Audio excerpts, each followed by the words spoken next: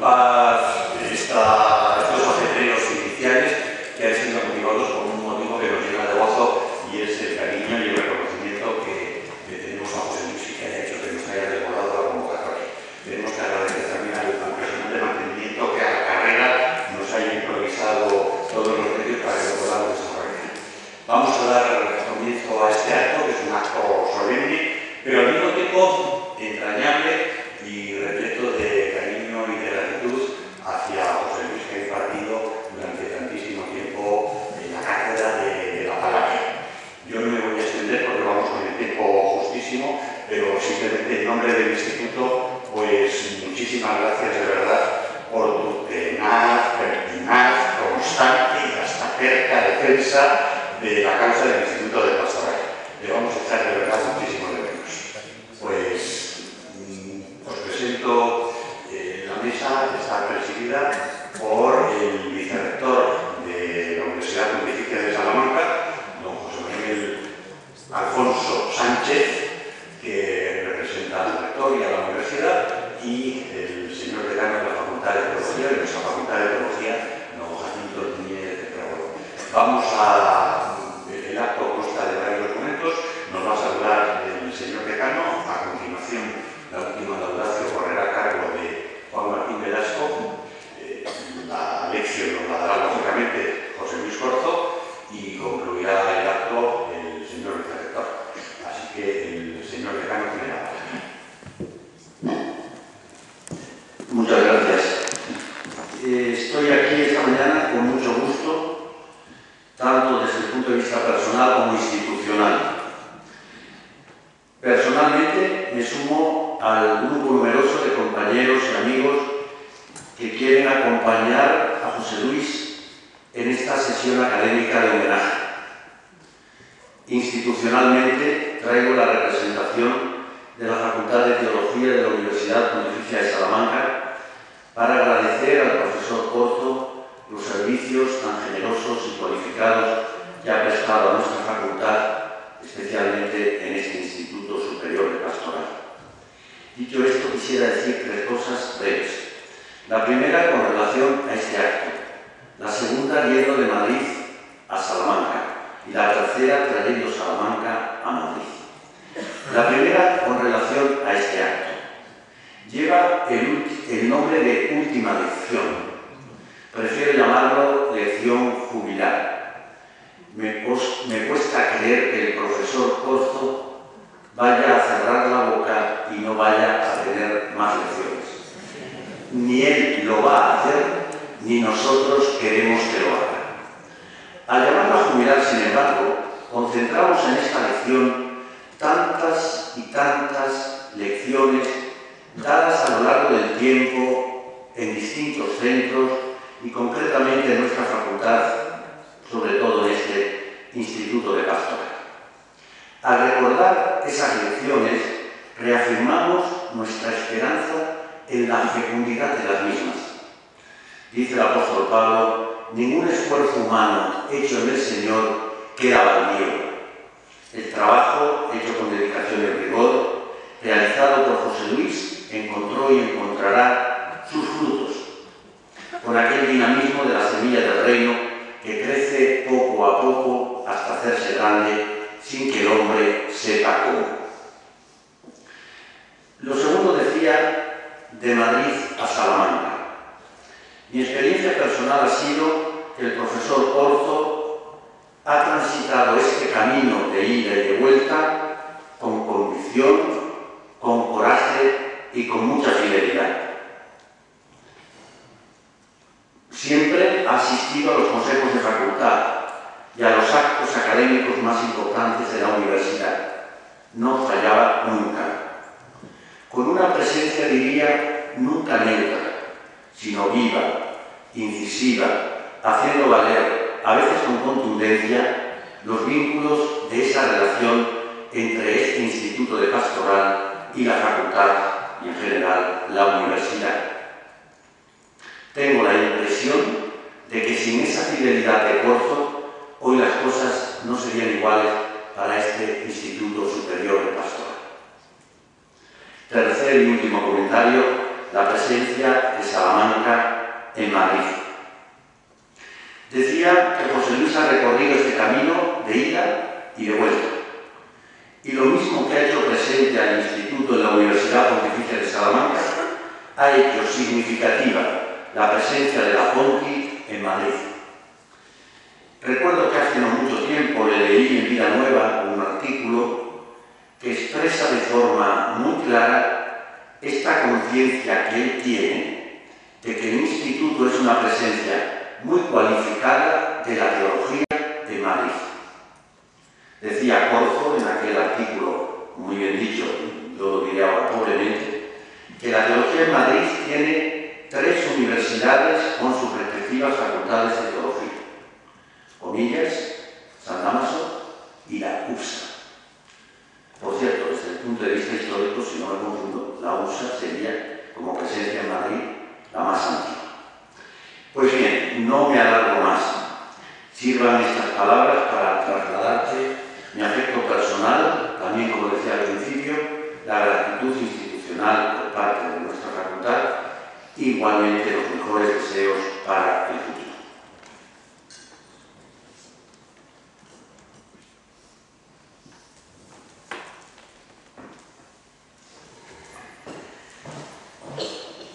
Bien, buenos días.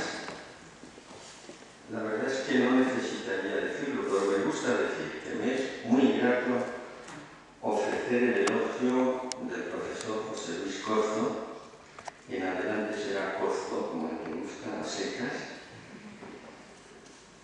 con motivo de su jubilación de la Cátedra de Teología de la Palabra en esta casa. Naturalmente tengo que añadir enseguida que agradezco al otro José Luis, nuestro director, por el encargo de hacerlo. Yo supongo que ha tenido que superar infinitas resistencias que él siente hacia mi presencia aquí, pero seguro lo ha hecho porque me considera, fijaos cuál es mi modestia, el que está en mejor disposición para hacerlo. Y yo modestamente tengo que reconocer que es así. ¿Por qué? Soy de todos los profesores el que conoce al profesor Corzo de más antiguo. Le conocí ya cuando era joven profesor ayudante de la Cátedra de Cristología, regentada por el profesor Olegario González de Cardenal, recién llegado de Alemania a la Pontificia de Salamanca. Intervine activamente en que diese el salto con su cátedra a cuestas de la entonces Facultad de Teología o Universidad Eclesiástica San Dámaso a nuestro centro. Para aquel acontecimiento, importante para nosotros, se juntaron el hambre, me parece, el deseo de Corzo de salir de aquel centro entonces emergente y hoy ya emergido, con las ganas de comer, es decir, con la necesidad del instituto de reforzar la estructura académica un poco desenfijada por la jubilación y la desaparición de muchos de sus miembros del claustro de profesores. El profesor Corzo es doctor en teología por la Universidad Pontificia de Salamanca, es maestro de enseñanza primaria y siempre lo pone en su currículum, y licenciado en Ciencias de la Educación, también en la USA. Pero ha impartido clases en no sé cuántos centros, mejor dicho, sí sé en cuántos centros más. Por ejemplo, en la USA, Facultad de Pedagogía primero, Facultad de Teología después, en varias escuelas universitarias del profesorado, Universidad de Salamanca, Universidad Complutense, SCUNY Madrid, Centro de Estudios Universitarios, CEU, San Dámaso, Facultad de Informática en Madrid, máster en Ciencias de la Religión de comillas y la sección de Teología, nuestra sección de Teología. Ha ejercido labores de dirección, primero del Departamento de Catequística en San Dámaso, y ha sido también director de esta casa en 2 ocasiones. Entre las materias de su enseñanza destaca, desde luego, la pedagogía. y más concretamente la pedagogía de la religión, la teología de la educación, pero ha impartido clases de otras materias que yo recuerdo y recuerdo con gusto. Ha enseñado también, y también en esta universidad, derecho religioso. Ha publicado muchos libros, casi todos sobre temas de educación, y en ellos llaman la atención en primer lugar la presencia de Milani en su obra. Pero a mí me llama la atención más todavía el aprecio de que han gozado y gozan sus escritos traducidos al italiano en la patria de Milani, en Italia. Me asombra también cuando leo sus títulos la capacidad de Corzo para poner títulos llenos de frescura, en el buen sentido, y que llaman la atención y atraen lectores. Por ejemplo, no viene en el libro, pero entra en el examen. Educar es otra cosa. Jesús falta a clase y otros por el estilo. Ha colaborado en más de 40 obras colectivas editadas en España, en Italia, en Francia, en Suiza, y su currículum contiene también numerosas colaboraciones en revistas especializadas de pedagogía, teología, pastoral, pensamiento cristiano. Si estoy bien informado, es también fundador de una revista y su director, Educarnos.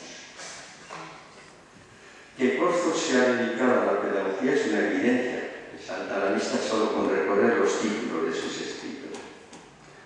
Que un padre escolapio se haya dedicado a la pedagogía parece lo más natural del mundo, como que un mercedario o un trinitario se dedique a la pastoral penitenciaria, o un dominico de la orden de predicadores se dedique a la predicación.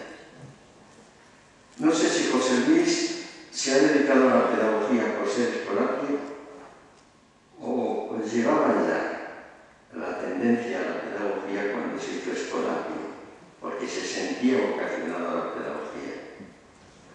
Pero más importancia tiene husmear, que es lo más que yo puedo hacer aquí, cuál ha sido su aproximación a la pedagogía. ¿Qué clase de pedagogía ha defendido y promovido con constancia a lo largo de su vida? Para esto no nos sirven los nombres de los centros en que ha enseñado y los títulos de las materias que ha impartido. Lo más que sacamos de ahí es que se ha especializado en pedagogía de la religión. ¿Pero con qué orientación? Eso lo ponen de manifiesto los títulos de sus escritos y algunas de las tareas que ha llevado a cabo y que indirectamente aparecen señaladas en esos escritos. Lo primero que a mí me ha llamado la atención de ellos es la presencia permanente del nombre de Lorenzo Milani, un cura incómodo italiano que se cuenta entre los grandes reformadores de la pedagogía del siglo pasado. Un escrito inédito de Corzo, de lo que yo tengo la suerte de conocer, notas para un posible libro de pedagogía narrativa, cuenta la razón de ser de esa presencia y la importancia de esa presencia en la vida de Corzo. Estamos en 1970. Corzo es un joven estudiante de teología en Roma y decide colaborar con una doposcuola, una escuela para el repaso de niños de un barrio de Chabolas, cerca de Roma. Apenas ha comenzado cuando una chica romana, a la que él llama un ángel que viene de parte de Dios, lo despide sin contemplaciones de ese trabajo. Le había oído decir a los muchachos: aquí se viene a estudiar, no a molestar. Así que el que no quiera portarse bien, que se quede en casa. Y la chica, un ángel venido de parte de Dios, le dice: de manera que tú mandas a casa a los que precisamente tratamos de ayudar aquí, no vuelves. Pero, buena persona sin duda, le da la carta a una maestra escrita por los chicos de la escuela de Baviera, fundada por Don Milani. atención ha sido la reacción de José Luis a ese hecho, que por lo visto ha tenido gran importancia en su vida. ¿Por qué no me habían dicho esto los escolapios? ¿O es que yo no lo he escuchado? Que a los maestros nos pagan para el último de la clase, no para el primero. El joven descubre que don Milani ha sabido actualizar como pocos en el siglo XX el carisma de San José de Calasanz en el XVII, la enseñanza gratuita principalmente de los niños pobres. Don Milani convierte, porque yo creo que se trata realmente de una conversión, al joven teólogo en un verdadero escolapio, es decir, un religioso de la orden de los clérigos regulares, de los pobres, de la Madre de Dios, de las escuelas pías. Esos son los escolapios. Esta conversión personal podía haber llevado al joven padre Corzo a romper con su congregación y fundar una rama de la observancia, de la estricta observancia, como han hecho sin ninguna razón después otros escolapios. Él no hace eso. Se propone hacer realidad en los escolapios de Salamanca una casa escuela para los últimos al más puro estilo de Milán. Puesta en pie la casa materialmente en todo lo que se refiere a su adecuación. Puesta en pie materialmente hablando en la calle Santiago número 1 por los que la iban a dirigir, comienza a funcionar como residencia laboral en 1972. Después, la residencia de los últimos abre sus puertas para hijos del campo salmantino, como dice él.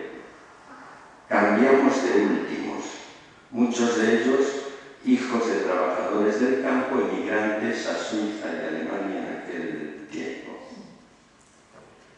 La elección de los alumnos, el funcionamiento de la casa, la orientación de la formación, ponía en práctica criterios y métodos de Milán.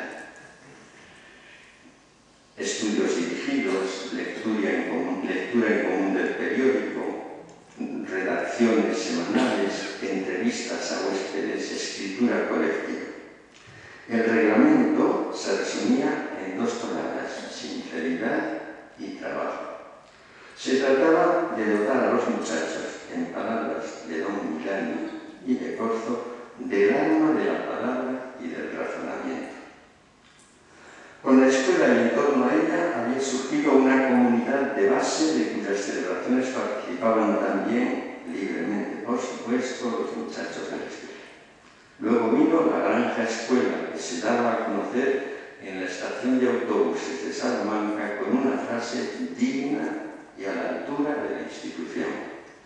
Se buscan chicos y chicas dispuestos a demostrar que ser agricultor es una profesión, no una condena. En estos menesteres, hábilmente, seguramente también trabajosamente combinados con estudios, clases universitarias y escritos múltiples, pasó el joven Escolapio Corzo 19 años. Visto esto, creo que no necesitamos bucear en sus escritos para conocer la orientación de su pedagogía y la orientación de su vida, porque una orden del provincial de aquel momento le envía como rector a un colegio convencional, es decir, de hijos de familias acomodadas, a Tenerife, y una carta de Milani a un compañero suyo en la que le prevenía de los peligros de educar a los hijos ricos, lleva a Corzo a plantear objeción de conciencia y a quedarse en Salamanca. Esto toda una parte de la vida de Corzo que no creo que haya abandonado en ningún momento. Pero ¿qué vino a hacer el pedagogo Corzo a la sección de catequética de San Dámaso y después a la cátedra de teología de la palabra en un instituto de pastorado? Yo apenas le he escuchado en sus clases, tal vez porque quería evitar que me pusiese de manifiesto las muchas lagunas de mi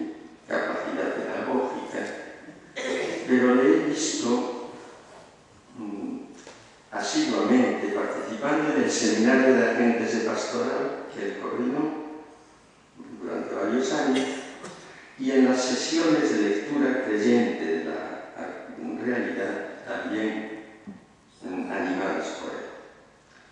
Algo de sus intereses, preocupaciones y hasta estilo pastoral podía percibirse en ellas. Pero me ha enseñado más todavía la lectura del libro de Milani, Experiencias Pastorales, publicado en 1958 en italiano, recibido con reservas e incluso retirado por las autoridades de la Iglesia de la Italia del tiempo, traducido por José Luis en 1975 para una editorial que ya no existe, Marsiega me parece, y en 2004 reeditado con todos los honores en la BAC, con una larga y muy enjunciosa introducción de nuestro elogiado. En una recensión para no sé qué revista, decía yo de esa introducción: especial atención merece la introducción del traductor. Ofrece datos importantes sobre el autor, la cuestión pastoral, la problemática de la educación católica y la situación sociopolítica y religiosa de la Italia del momento, indispensables para una lectura más provechosa del texto. Pero, insistía, me interesaba además por los criterios certeros que le inspiran. Y yo recomendaba vivamente a los agentes de pastoral y a todas las personas preocupadas por los problemas de la educación su lectura. Sobre todo porque las renovadoras propuestas pedagógicas contenidas en el proyecto de Milani me parecían perfectamente aplicables a la acción pastoral y a los métodos con que debe llevarse a cabo. Pienso, por ejemplo, en la superación de esa perniciosa idea que predomina en tantas pedagogías y en tantas catequesis de hacer consistir la educación en la transmisión de conocimientos, destrezas, valores que posibiliten el triunfo profesional o cuando menos la integración en el sistema.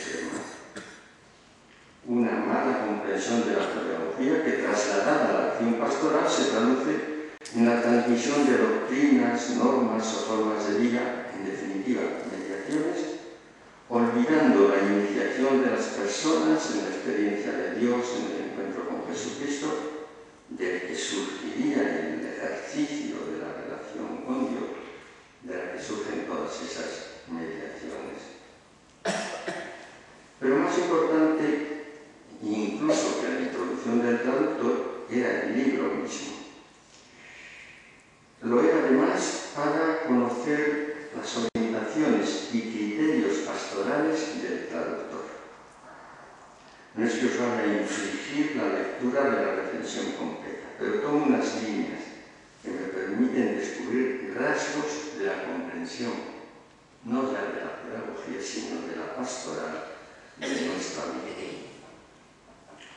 Una de las aportaciones más importantes del libro radica en el descubrimiento de la estrecha relación de la actividad pastoral con la educación y la escuela.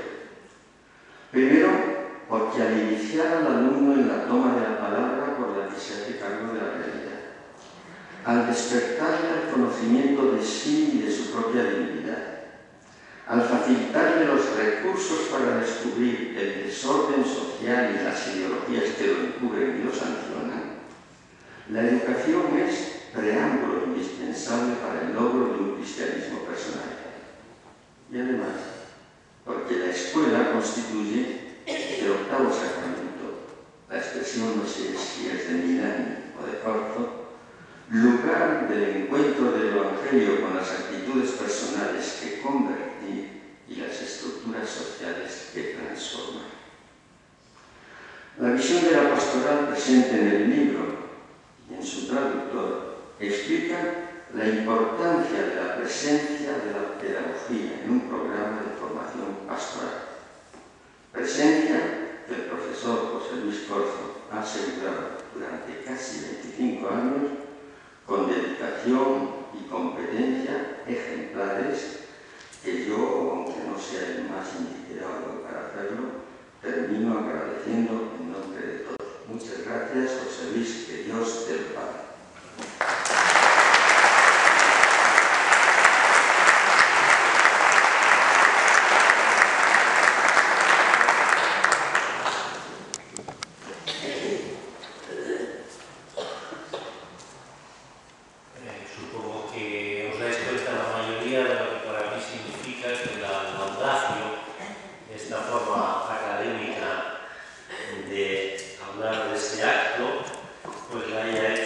Juan Martín Velasco, que muchos sabéis, y Frederic también, si lo sabía o se entera ahora, aprecio y estimo tantísimo en la Iglesia española. Así que muchas gracias, Juan, por haberte tomado tan en serio, no lo esperaba.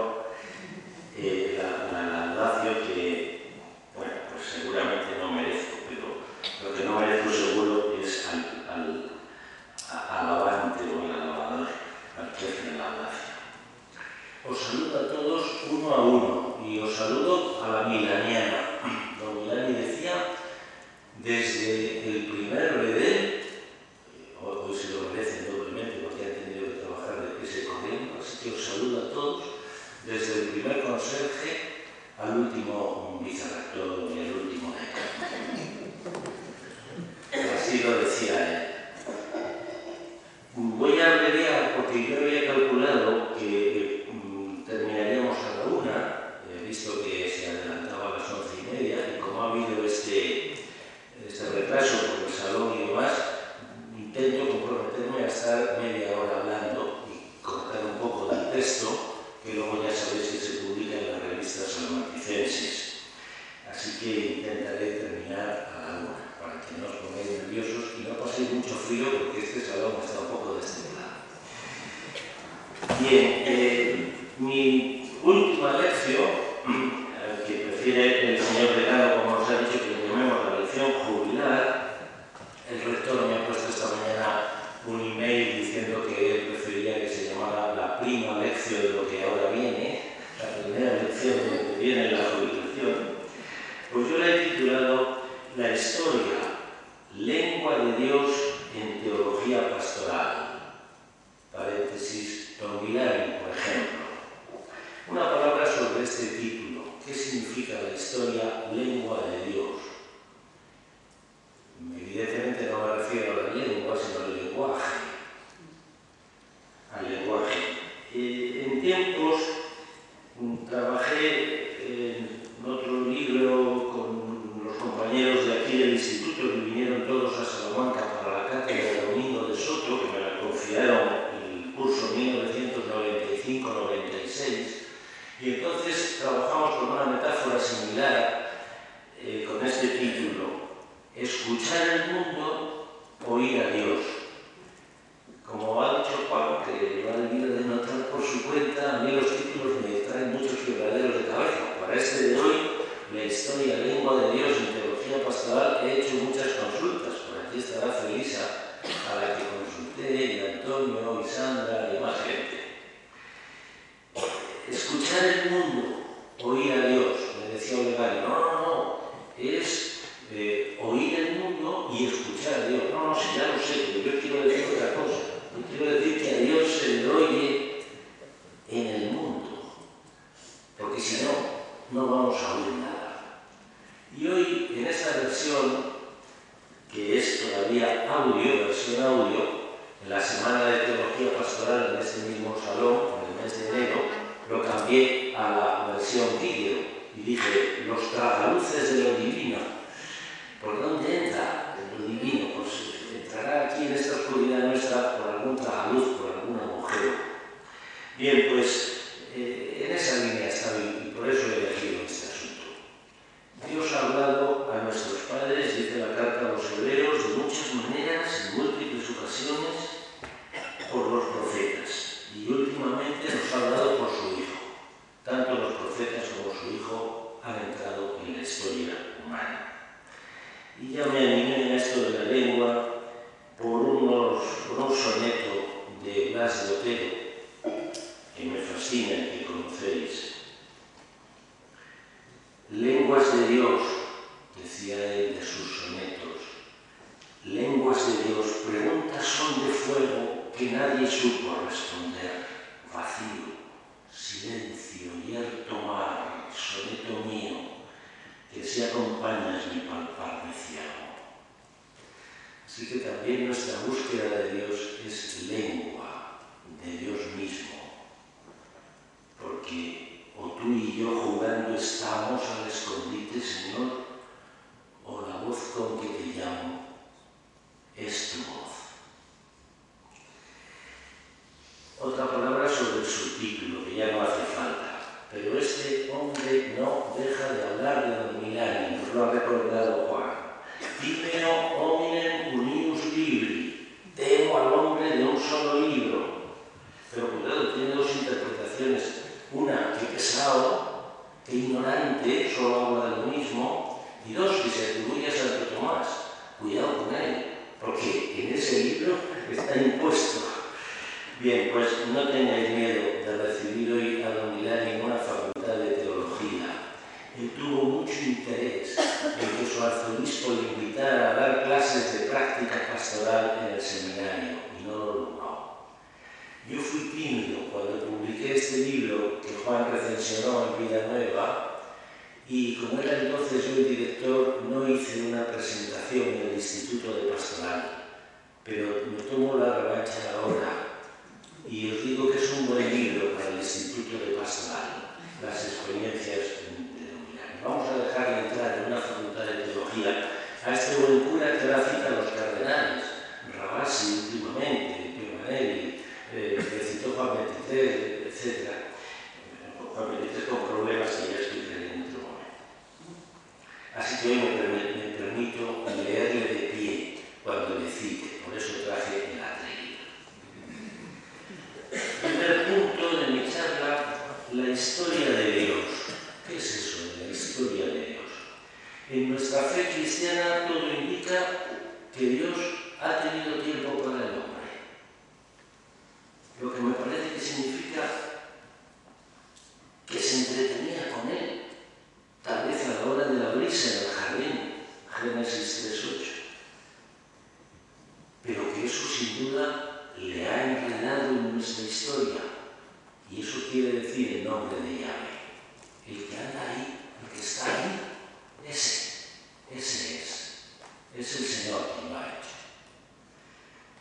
Pero también significa que el tiempo lo ha creado para el hombre, un tiempo de salvación, naturalmente.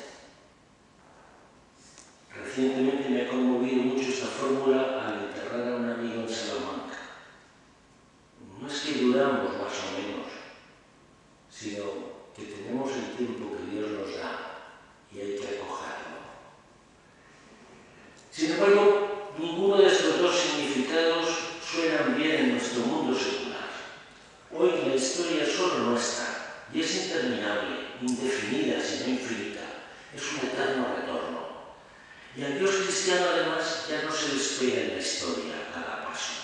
Ahora solo cuenta el presente. Para Aristóteles el tiempo no era más que la medida del movimiento, no creación de Dios. Y dice Ratzinger, el joven Ratzinger de 38 años, si no recuerdo mal, o incluso menos, 32 años, cuando hizo su habilitación, la historia es un transcurso de hechos aislados para Aristóteles, cuyo rasgo general común no se conoce, hay algo universal, y de ella no puede haber verdadera ciencia, porque la ciencia trata lo que es universal en general. Dice Ratzinger, esta es la concepción que Agustín dejó en herencia a la teología occidental, que desde luego Santo Tomás recoge. San Buenaventura, que era lo que estudiaba entonces el joven Ratzinger, piensa, sin embargo, que junto al empíreo, junto a los ángeles, junto a la materia, como cuarta cosa, está el tiempo, creaciones de Dios. Ha creado el universo, ha creado los ángeles, ha creado el cielo, el empíreo, y ha creado el tiempo y nos lo ha dado para nuestra salvación. Bonito. Nada que ver con nuestro mundo actual. De ahí que esta vieja tensión entre el tiempo como un don para la salvación y el tiempo amorfo y sin sentido ha hecho posibles dos discursos paralelos en nuestra vida pastoral cotidiana, los curas, los catequistas. Para unos, todo lo que pasa sucede por la voluntad de Dios que lo dispone o se lo sabe de antemano y lo permite. La lengua española conserva, gracias a Dios, un magnífico repertorio sumamente ambiguo y, Dios quiera, ratificando en la piedad popular, que cuando entra en esta beta le atribuye a Dios hasta las anginas. Otros, sin embargo, nada de aquí abajo tiene verdadera importancia, ya que es la salvación lo que cuenta y la salvación es otra cosa. A mí me parece que son dos caras de un mismo espiritualismo angelical poco convencido de aquello que decía Gonzalo Ruiz, que creer es comprometerse. Hay un tercer discurso pastoral, ciertamente, más acorde con nuestra época, pero que yo veo que no lo acabamos de asumir bien. Dios ha puesto todo en nuestras manos y la historia es cosa nuestra, nos va la vida en ella. Pero también nos va la vida eterna y la salvación del mundo. No hay que identificar esta tercera versión con la teología de la liberación. Ya tentó a muchos otros cristianos que se empeñaron en construir aquí el reino de los cielos. Se llamara Sacro Imperio Romano Germánico o se llamara Nacional Catolicismo, como en los tiempos de Franco.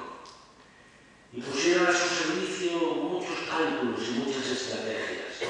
Unos desde la milicia y la conquista del poder y del dinero. Por cierto, algunos lo hacen a escondidas todavía, otros a la luz del día, y algunos pocos desde el reclutamiento de los pobres.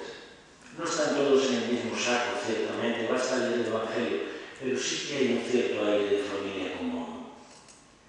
Pues bien, yo creo que la relación entre lo que pasa aquí, entre la historia humana y Dios, nos acucia siempre y a todos.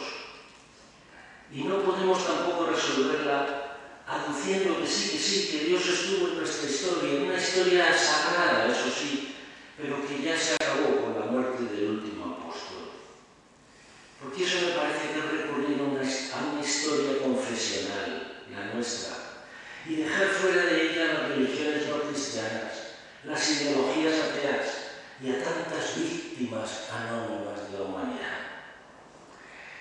De hecho, a los primeros cristianos les preocupaba los que quedaban fuera de esa historia confesional. A su manera, a ellos les preocupaba mucho el curtanseo. ¿Por qué tan tarde ha venido Jesucristo y se lo han perdido nuestros padres? Los iconos orientales de la resurrección, si los tenéis presentes, en realidad pintan la bajada de Cristo a los infiernos en busca de Adán y de los patriarcas como el momento triunfal de Cristo, una repesca de la historia perdida. Y es que la historia de Dios no puede ser una historieta. Nuestros iconos podrían mostrar el rescate, yo no sé muy bien cómo, de los muertos de Auschwitz, de los muertos de Ayacucho y de Lampedusa. Es que ningún cristiano puede callar su pregunta por la historia humana, por la suerte real y universal de todos los hombres de la tierra. Nosotros confesamos que la Iglesia es un sacramento de la unidad de todo el género humano, no de unos cuantos. Y que la Iglesia tiene una doble misión, no solo anunciar a Cristo y llevar su gracia a los hombres, eso sería evangelizar, sino también impregnar y perfeccionar con espíritu evangélico toda la realidad temporal. El drama de Milani, como veremos enseguida, es que él creía que la falta de esto segundo, de impregnar del espíritu evangélico toda la realidad temporal, era lo que impedía lo primero, anunciar a Jesucristo en la Iglesia. Pues bien, cualquier cristiano se pregunta muchas veces si la muerte y resurrección de Cristo, nuestra Pascua, habrá influido o no en la historia posterior, o si su fruto solo ha de ser visible más allá de la muerte, en el juicio final. O dicho de otro modo, nos preguntamos con frecuencia si Dios, antes y después de Cristo, alfa y omega de toda la creación, si Dios es quien realmente gobierna con su misericordia y con su poder los hechos humanos, aunque sea con renglones torcidos. Él quiere que todos los hombres se salven y lleguen al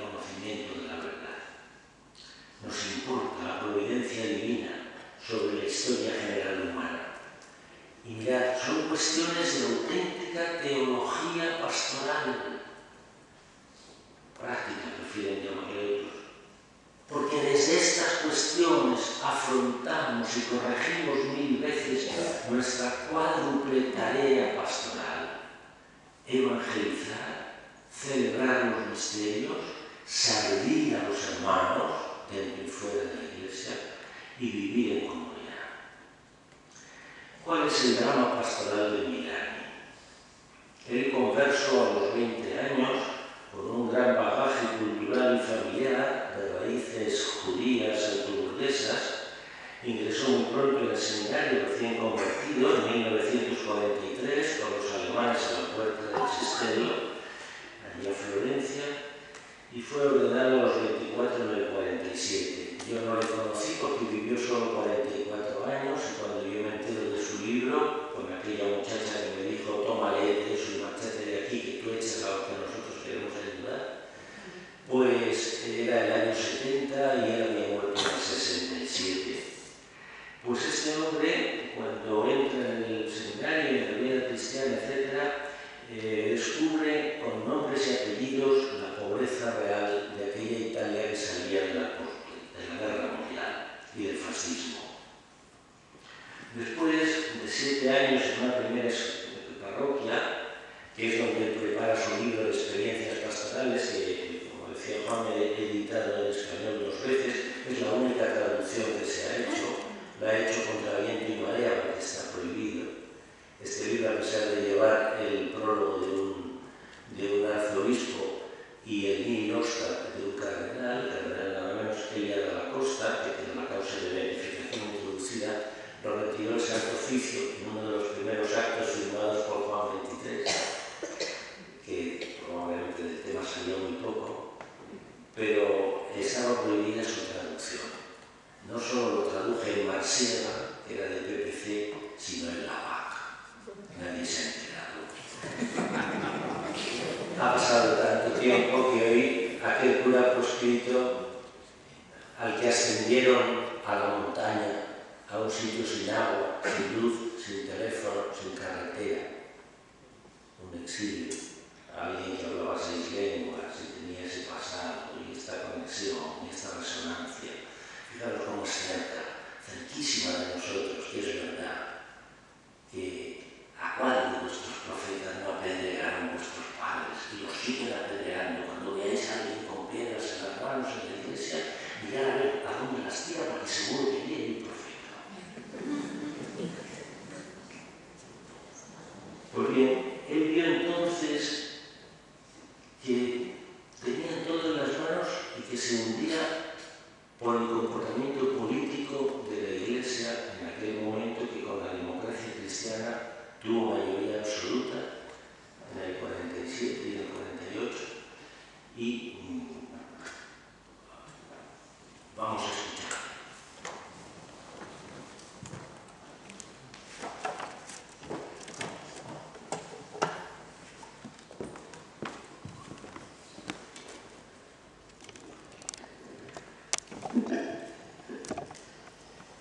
Para un sacerdote, ¿qué tragedia más grande que esta podrá suceder nunca?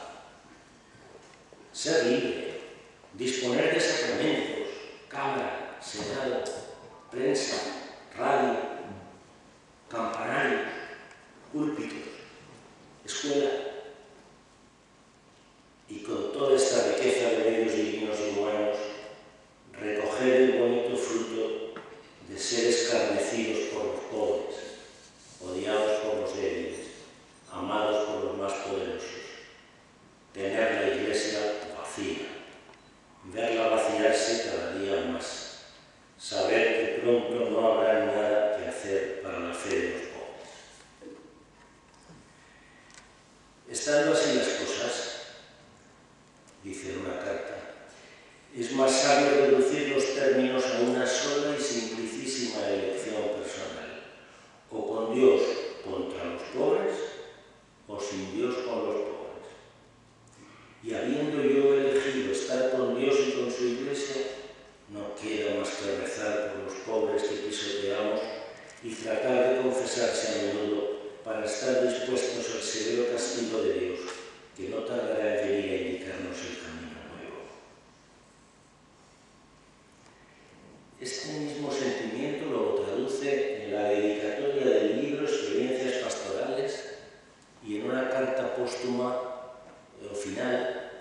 enviado, quería decir, una carta al final del libro, a los misioneros chinos que él supone que volverán a Florencia a predicar el Evangelio 1000 años después. Y les dice así en la dedicatoria del libro: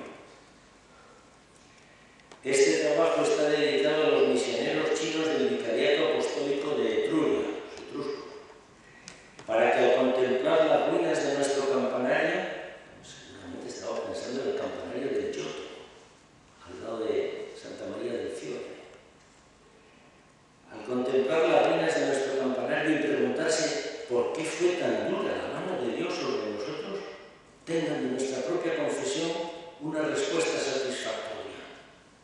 Que den gracias a Dios por nuestro justo castigo, ya que para ellos ha sido ocasión de salvación eterna. Y si de esta humilde obra, el libro, pueden sacar alguna enseñanza para su ministerio, no dejen de rogar en chino a Cristo misericordioso, para que de nuestros errores, de los que hemos sido al mismo tiempo víctimas y autores, quiera misericordiosamente aliviarnos la pena. Carta al final del libro de ultratumba reservada y secretísima a los misioneros chinos. Queridos y venerables hermanos, seguro que no lograréis comprender cómo es que antes de caer nosotros no hayamos puesto el hacha en la raíz de la injusticia social. Ha sido el amor al orden el que nos ha cegado. A las puertas del extremo desorden os dirigimos esta última y débil excusa nuestra, suplicándoos que creáis en nuestra inverosímil buena fe. Aunque si no habéis mamado como nosotros, junto con la leche de la infancia, seculares horrores, no nos podéis comprender. No hemos odiado a los pobres, como la historia dirá de nosotros. Solo que nos hemos dormido, y ha sido entre sueños, en el dormiveglia, cuando hemos fornicado con el liberalismo de De Gasperi y con los congresos eucarísticos de Franco. En la primera traducción del libro tuve que editar esta frase y puse en los congresos eucarísticos del Mediterráneo. En la segunda, en la VAC, ya está completo el texto. Nos parecía, citar el liberalismo de De Gasperi, que diga un italiano cura que hemos fornicado en el Dormiveglia con el liberalismo de De Gasperi, está introducida su causa de beatificación, es el fundador de la democracia cristiana, era la gloria de los nuestros, ¿no? Y que lo diga cuando estaba De Gasperi vivo, en 1954, que sale el libro. Nos parecía que su prudencia de estos nos podría salvar, después que ha faltado la plena advertencia y la libre voluntad. Cuando nos hemos despertado era demasiado tarde. Los pobres ya se habían ido sin nosotros. Hubiéramos llamado inútilmente a la puerta del festín. Cuando enseñáis a los pequeños catecúmenos blancos la historia del lejano 2000, no les habléis de nuestro martirio. Decidles solo que hemos muerto y que den gracias a Dios por ello. Demasiadas causas extrañas hemos mezclado con la de Cristo. Ser asesinado por los pobres no es un glorioso martirio. Cristo sabrá remediar nuestra ineptitud. Es Él quien ha puesto en el corazón de los pobres la sed de la justicia. A Él pues deberán encontrarle junto con ella, cuando hayan destruido sus templos y desmentido a sus sanguinolientos sacerdotes. A vosotros, misioneros chinos, hijos de los mártires, nuestros más afectuosos buenos deseos. Un pobre sacerdote blanco del final del segundo milenio.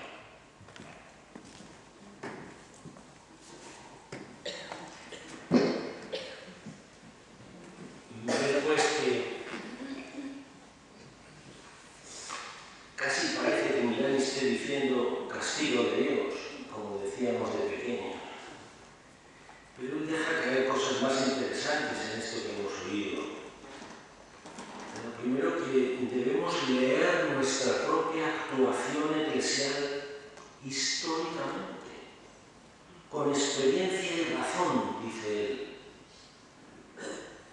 para dejar los resultados de nuestra tarea pastoral a la providencia, para eso, a la gracia, para eso ya están los cartujos. Pero nosotros somos, dice él, curas seculares, que tenemos que descubrir y calcular y medir, y mirar para atrás y sacar los resultados. Y la segunda cosa importante es que de nuestros errores hemos sido a la vez víctimas y autores. No es que Dios nos lo manda, no basta culpar solo de nuestras iglesias vacías de hoy a este mundo descreído. Hemos sido víctimas, sí, pero también autores de nuestros propios errores. Pues bien, yo sabía desde hace mucho que Melchor Cano, nuestro predecesor en la Facultad de Teología de Salamanca, en aquella obra que tiene en el siglo XVII,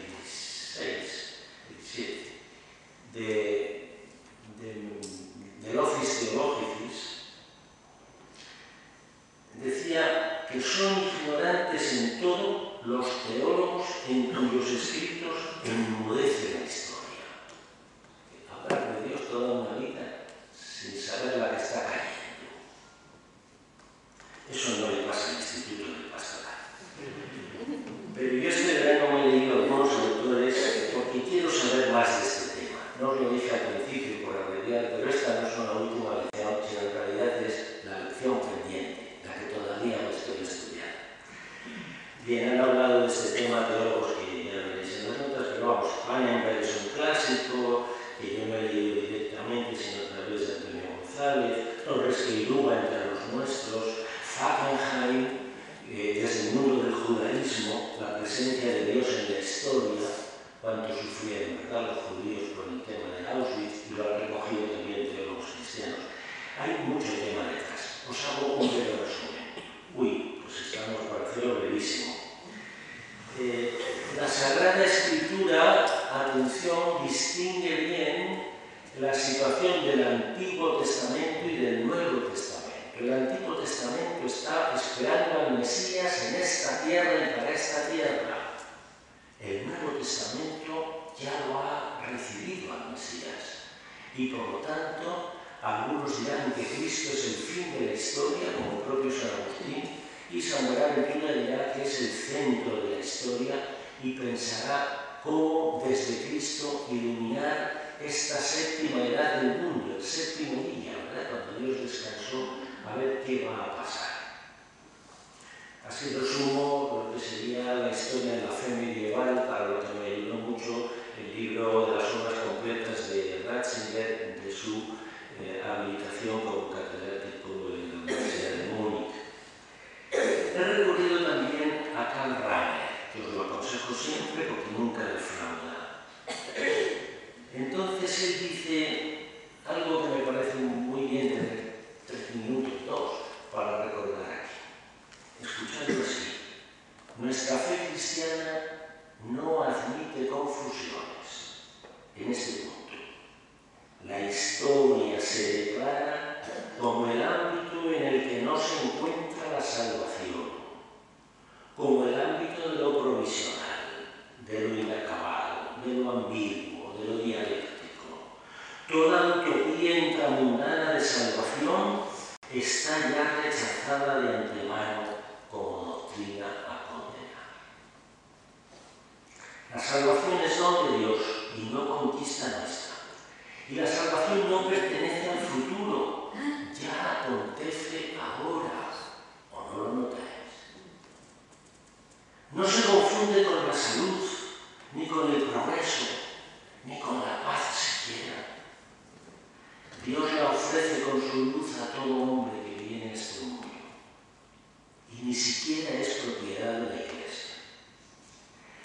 Pero al mismo tiempo, si estamos hablando del hombre real y concreto, como somos nosotros, asombroso misterio de barro y espíritu, esa salvación no puede sino acontecer en la historia.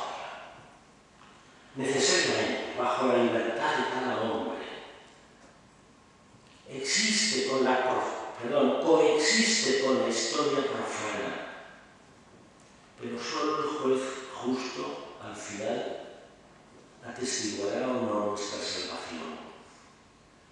¿Qué os parece? ¿Estamos ganando nuestras vidas o las estamos perdiendo miserablemente? Y esa es la salvación. Pero no sabemos. Pues fijaros, ¿cómo vamos a saber de la historia salutis que acontece en medio y al lado de la historia profana si tampoco logramos dilucidar de forma unívoca la historia profana? Yo a estas alturas lo puedo decir aquí como es el último día. Yo no tengo claro si la historia va a mejor o no. Ya sé que hay móviles y ordenadores y aviones, pero los hombres son mejores. No estoy tan seguro. Bien, pero como fenómeno humano, y con esto acabaré, sí conocemos algo de la historia, y es su proceso de elaboración. ¿Cómo se genera la historia? A mí es algo que me fascina desde hace muchos años, desde que devoré la fenomenología de la religión de don Juan Martín Velasco. Hace muchos años. Yo me atrevo a describir ese proceso de elaboración de la historia de esta manera. Los hechos brutos que nos acaecen y en los que nos vemos implicados continuamente solo se clarifican en la palabra. Cada impacto, a veces verdadero hematoma en el alma, cada impacto que produce la realidad, se nos hace asequible y humano al ser narrado. No me detengo, pero precisamente al ser narrado, dicen hoy día, no solamente las tesis de Martin Heidegger, sino sobre todo las tesis de los psicólogos constructivistas como Brunner, por ejemplo. Eso es lo que hacían los profetas ante la esclavitud en Egipto, o en el exilio, o en la división del reino, hematomas del alma y del pueblo, interpretaban los hechos en Yahvé y formulaban la palabra de Dios que hacía la historia de la salvación. Solo era palabra de Dios en la medida en que fuera palabra humana. Y es que sin palabra humana no solo no hay historia, sino tampoco hay revelación divina alguna. Hasta la autoconciencia de Jesús se formuló en palabras humanas, del arameo de la época, del griego que supieran. Pero también lo ha dicho el Concilio Vaticano II en una de sus cumbres. La revelación se realiza por obras y palabras intrínsecamente ligadas. Las palabras proclaman las obras y explican su misterio. Pues bien, mi tesis acabaría diciendo que lo que nos cabe a los cristianos en la historia es interpretar los acontecimientos desde la experiencia de Dios, la experiencia de resucitar. Tengo que abreviarlo sin dar muchas explicaciones, pero me parece que eso es lo que compone una historia sagrada que decimos está acabada con el último apóstol, pero nadie ha echado la llave, y con la luz de Jesucristo nosotros podemos seguir reinterpretando la historia.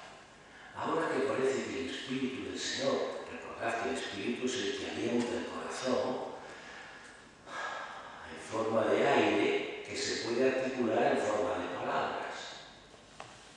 Pues bien, ahora que parece que el Espíritu del Señor se posa sobre la cátedra de Pedro, hemos presenciado el otro día en la televisión un espectáculo extraordinario. El Papa buscaba la palabra para interpretar lo que le acababan de decir. Una barca con 500 inmigrantes se ha hundido al lado de Lampedusa y hay más de 300. Se le ha visto buscar la palabra y ha dicho, articulando el espíritu, vergoña, vergoña. No os sorprenderá que el contenido fundamental, yo diría exclusivo, de la opción pastoral de Don Milán haya sido dar la palabra.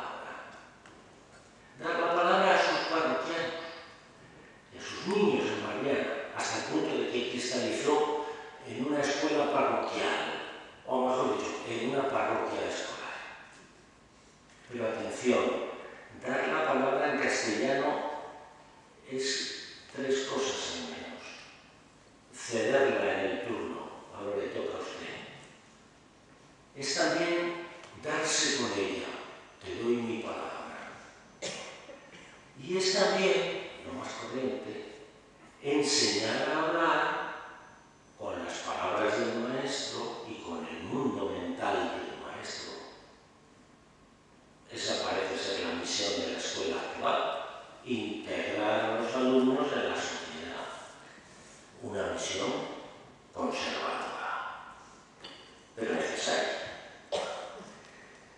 Para don Milán, en cambio, dar la palabra significa que lo digan ellos desde otra experiencia, como se permite el Papa Francisco decir Bergoña desde su experiencia cristiana, ante un hecho que se llamaba, pues, una calamidad sucedida a unos inmigrantes ilegales.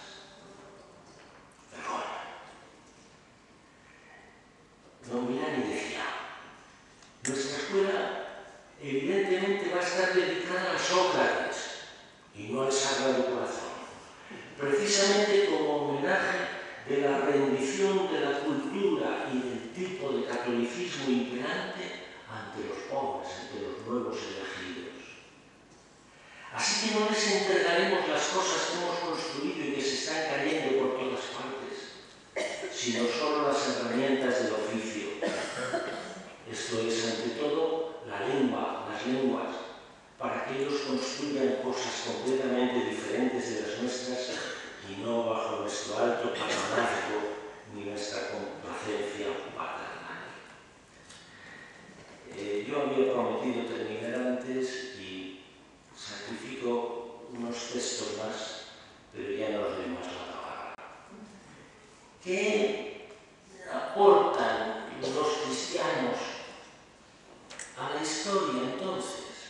Según esto que acabo de decir, un palabreo diferente de la historia. Solo palabras. Las más elocuentes son los hechos. Dejadme que termine con un texto que sirve también de homenaje no solo a don Milani, sino a una gran amiga mía, que es Adele Corrali, que le acompañó durante los últimos 4 años de su vida. Con sus 89 años acaba de publicar un libro que es un bestseller en Italia, contando sus recuerdos de Borriana. Y aquí tenemos uno. Dice la Corrali, cuando yo llegaba a la última curva, en lo alto de la última cuesta, y de pronto veía la iglesia de Borriana, para mí era como si llegara a otro mundo. Os parecerá una exageración, pero era el mundo del que habla Jesús cuando los discípulos de Juan Bautista le pedían que les dijera quién era. Es entonces cuando Jesús da la buena noticia de que haya llegado el reino y que le digan a Juan lo que han visto. Los ciegos ven y los mudos hablan. Pues en Barriana sucedía exactamente así. Los ciegos veían y los mudos hablaban.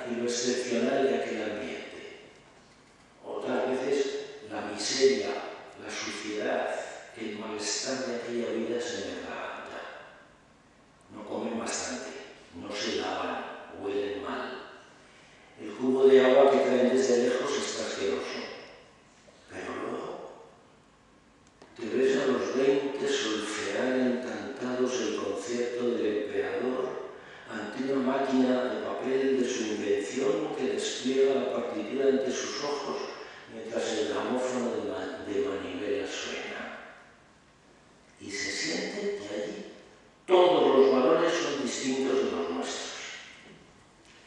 Muchas más cosas terminales se podrían decir de aquel mundo extraordinario, pero solo añadiré esta. En Barbiana se vivía el anuncio del Magnificat, ha derribado a los poderosos. Esto era precisamente lo que sucedía. Cualquiera que llegase allí arriba, ya fuera un ministro, un profesor, un periodista, un obispo, se veía derribado de su silla, de su cátedra, de su posición, y se convertía solo en una persona. Y sucedía también, como sigue el Magnificat, que los hambrientos se llenaban de dones y los ricos se iban con las manos vacías. No nos va a quedar otro remedio que aceptar que el reino no es de aquí, pero que está entre nosotros. No nos va a quedar otro remedio, como enseña todavía en estos mismos locales nuestro maestro Julio Lois, que otro remedio que seguir a Jesús por entre medias de esta historia y poco más. Gracias.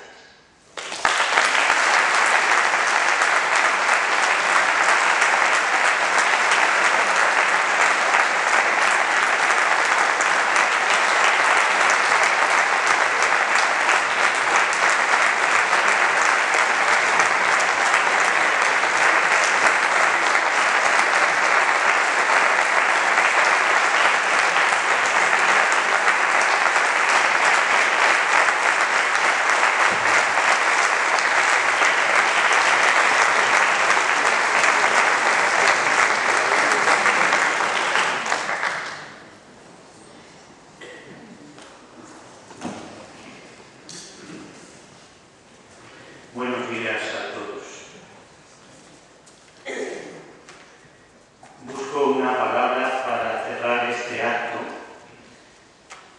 no para echar la llave, sino para cerrar este acto, y lógicamente la palabra no podía ser otra que gracias.